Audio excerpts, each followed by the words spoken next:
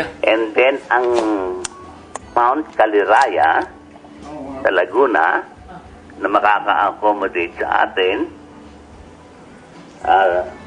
Ang Baguio na mas gusto ng mga taga rito dahil daw sasakay sa express ng Victory Liner tayo, diretso ng Baguio. Pag-uwi, express uli ng Victory Liner. Kaya yun ang pinagpipilian. Sabi ni Eric naman, bakit hindi sa Marilao? Meron din kaming lugar doon.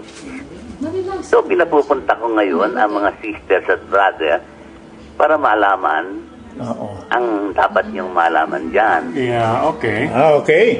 Wala pang mapapagpipilian. Ang pinag-iisipan lang yung matupuntahan ng mga brothers na walang sasakyan. Yeah. Talagang nila isang sasakyan para masaya raw.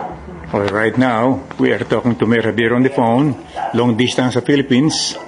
Iniikot ko lang ito para makita itong living room nila, Claire and Marcy. Yan.